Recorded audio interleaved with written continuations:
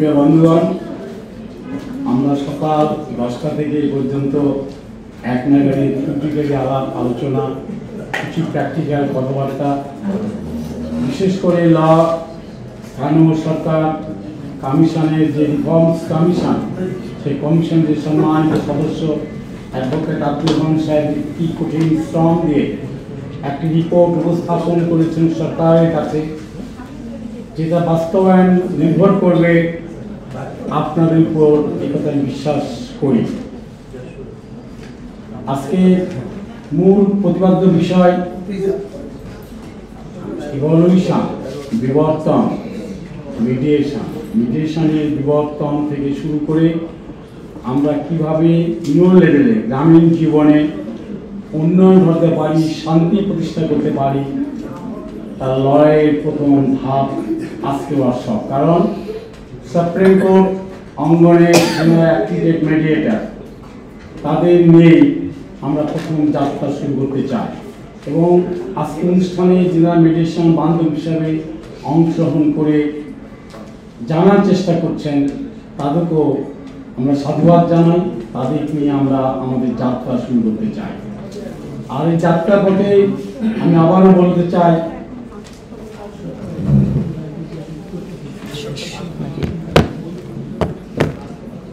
এই আঙ্গিকে সুস্পষ্ট যে কথা বলতে চাই, বিএমস বারবার আপনাদের কাছে বলতে চাই, যে কথা যারা ট্রেন্ড তারাও জানেন, এটা সেলফ কন্ট্রিবিউটরি অর্গানাইজেশন, নিজস্ব অর্থায়নে এই প্রতিষ্ঠানকে পরিচালিত হয়। ইতিমধ্যে আপনারা যা জেনেছেন, যা দেখেছেন, যা দেখছেন, সব কন্ট্রিবিউটরি অর্গানাইজেশনের এক একটি স্টেট ভাগ। জাতিসংঘ থেকে শুরু করে বাংলাদেশ আমাদের প্রিয় মাতৃভূমি, অম্বুডসম্যান কমিটির মাধ্যমে, এমওর মাধ্যমে গভর্নমেন্টের সঙ্গে আমরা কাজ করে থাকি। এর অর্থ এটা নয় যে গভর্নমেন্ট এটার সঙ্গে রয়েছেন। আমাদের রেসপন্সিবিলিটি, আমাদের দায়িত্ব এবং কর্তব্য, সাংবিধানিক কর্তব্য মনে করে প্রকৃত দেশপ্রেমিক শান্তিকামী মানুষ তৈরি করার লক্ষ্যেই আমাদের যাত্রা ছিল, অব্যাহত রয়েছে। এর প্রেক্ষিতে আপনারা জানেন, নির্বাচন কে কেন্দ্র করে বৈষম্য, আর এই বৈষম্যকে কেন্দ্র করে আমরা লক্ষ্য করছি দুর্দান্ত ভাবে ট্যাগিং চলছে। আপনারা অ্যাক্টিভেট মেথড হিসাবে আপনাদের জানেন নিজস্ব আপনাদের প্রটোকল রয়েছে। সেই প্রটোকলকে সামনে রেখে আমরা সুস্পষ্টভাবে বলতে চাই, ট্যাগিং ফ্রেমিং বাদ দিন, রাষ্ট্র সংস্কারে মনোনিবেশ করুন। রাষ্ট্র সংস্কারের পথেই আমাদের যাত্রা। আমরা স্বাধীনতা থেকে শুরু করে পর্যন্ত অনেক ট্যাগিং আমরা দেখেছি। আমাদের সেই ট্যাগিং স্লোগানটাকে বন্ধ করে আজকে ADR institute of village code, আমরা জেনেছি যে ভিলেজ কোড আই ওয়াশ, আমরা বসে আইন তৈরি করি। কারা আইন তৈরি করে এ কথা বলতে চাই না। আমরা নিজেদের লজ্জা নিজেদের পেতে হবে আইন তৈরির কাহিনী জানতে গেলে। তপন সাহেব তার নিজস্ব চিন্তা চেতনায় একজন অ্যাক্টিভিস্ট মেকারকে সামনে নিয়ে দিবারাত্রি কাজ করে যে সূচনা দিয়েছেন, রিফর্মস রিপোর্ট দিয়েছেন, আসুন আমরা সবাই মিলে বারবার পড়ার চেষ্টা করি। কিছু বন্ধুদের কাছে প্রশ্ন এসেছিল মিডিয়েটরকে নিয়োগ করবে, উত্তর ওটার মধ্যে রয়েছে। আমরা আগে আমাদের গ্রুপে দেওয়ার চেষ্টা করেছি, আপনারা নিশ্চয়ই পড়েছেন। আজকে আমরা এই শুধুমাত্র এটা কপি করার উদ্দেশ্য ছিল যে আপনাদের মাঝে পড়বেন, আপনাদের প্রতিটি প্রশ্ন থাকবে, উত্তর থাকবে। কিন্তু আপনার অ্যাক্রিডিটেড মেডিকেল হিসাবে আজ আমরা নিজেদের জানার চেষ্টা করব, আমার দেশের আইনকে জানার চেষ্টা করব। সেই সুবাদে আমাদের নিয়ম অনুযায়ী আপনারা হয়তো বলবেন যে আমাদের ওয়ার্কশপ, কনফারেন্স, সেমিনারে তো সার্টিফিকেট আমরা দিয়ে থাকি, আজকে কেন নয়? আমি ইতিপূর্বেই বলার চেষ্টা করেছি, খুব শীঘ্র আপনারা যা ইন্টারেস্টেড তাদের নিয়ে আমরা আরেকটি ওয়ার্কশপ করব, সেখানে আপনারা সার্টিফিকেট পাবেন। ইন্টারেস্টেড এই সেন্সে যে সমগ্র বাংলাদেশ আপনাদের ভ্রমণ করতে হবে।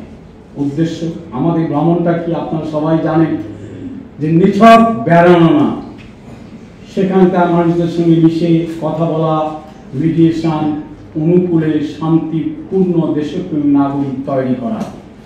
ইতিমধ্যে রাজশাহী, চট্টগ্রাম, সিলেট, বরিশাল বিভিন্ন অঞ্চলে আমাদের প্রোগ্রাম হয়েছে। Area institute of village sport এর সামনে নিয়ে আমরা জনসমাবেশ বলছি না, আমরা সুধী সমাবেশ বলছি। প্রতিটি এলাকায় আবারও বলছি, আমাদের সীমিত সাধ্যে 100, 200, 300 মানুষের সামনে ওই অঞ্চলের ছাত্র, বিশেষ করে ইউনিভার্সিটি, কলেজ লেভেলের ছাত্রছাত্রী, তাদের সঙ্গে তাদের অভিভাবকদের নিয়ে আমরা সমাবেশের মাধ্যমে এই কথাটা জানাতে চাই যে একমাত্র দেশপ্রেমী নাগরিক হতে গেলে, যেটা বারবার কথা আসছে, মানুষ সংস্কার, নিজেদের সংস্কার। আমাদের গিল্ডের সভাপতি উনি খুবই দুর্নীতি মুক্ত, আমি এভাবে বলবো, যিনি জাহান নামে দেশটা পরিচালনা করছেন, কথা বলেছিলেন যিনি, ইনি সেই জাস্টিস। সূচনা লগ্নে এই কথাটা বলার উদ্দেশ্য আমার এটা, বিভিন্ন অঞ্চলে আমরা ভ্রমণ করতে চাই, আমরা মানুষের সঙ্গে মিশতে চাই, এবং প্রতিটি অঞ্চলে আমরা এই বান্ধব, সংস্কার বান্ধব একদল তরতাজা তরুণ তৈরি করতে চাই। এটার জন্য সীমিত আকারে আমরা কিছু অনলাইন ব্যবস্থা রাখতে হয়তো পারবো।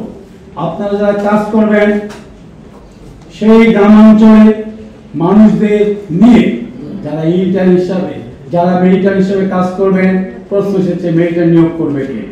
আপনারা নিয়োগ করবেন।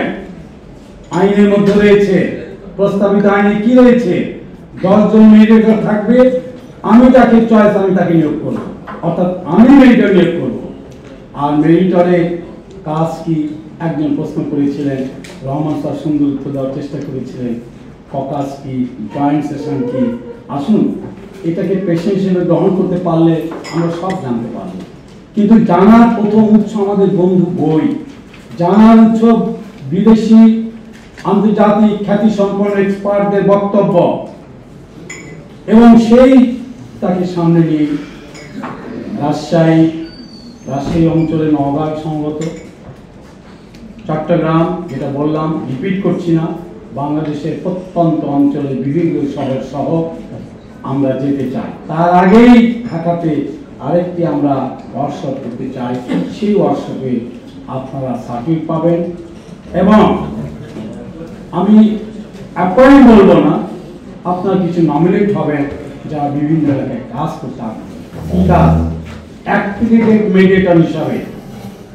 তারই প্রাথমিক কাজ হিসাবে আমাদের অ্যাডভোকেট অ্যাক্টিভেটেড মেডিয়েটর নমিনেশন সেন্টারের কাজ চলছে, এবং ইতিমধ্যে আমরা 50টি ইউনিয়নের আমরা কমিটি করতে সক্ষম হয়েছি।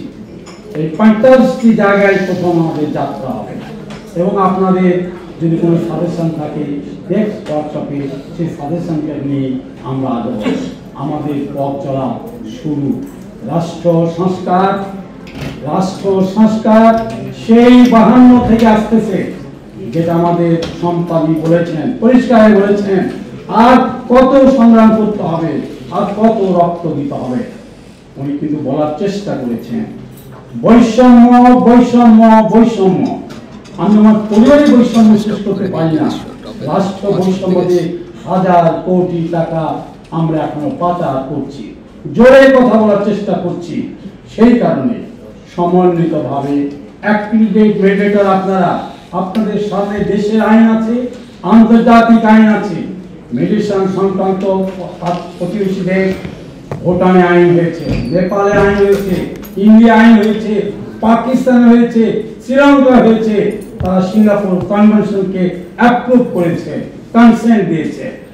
বাংলাদেশে কোনো আইন না, যদিও বলবেন প্রতিটা আইনের মধ্যে দিয়ে দেওয়া হয়েছে, সেটা নিছক আইন আর এর বাইরে কিছু না, যেটা আমরা বক্তব্যে আমরা সবাই জানি, আইনজীবী বা বিচার কিছু আমরা জানি। পরিশেষে আপনারা অনেক সময় দিয়েছেন, আপনাদের কাছ থেকে আমাদের অনেক কিছু জানার আছে। আমরা নেক্সট ওয়ার্কশপে আপনারা যদি থাকতে পারেন থাকবেন, আপনাদেরকে নিমন্ত্রণ করা হবে, দাওয়াত দেওয়া হবে। আপনাদের মধ্য থেকে হয়তো আপনারা সবাই নমিনেট হবেন এরিয়া ইনস্টিটিউট অফ ভিলেজ কোর্টের সৈনিক হিসাবে। সবাইকে ধন্যবাদ জানিয়ে শেষ করছি। আপনাদের জন্য বোধহয় স্ন্যাকের বরাদ্দ রয়েছে, অফিস থেকে স্ন্যাক দেওয়া হবে, আপনারা নেবেন। আমরা কৃতার্থ মনে করবো, আমরা গর্বিত। সবাইকে আবারও শুভেচ্ছা।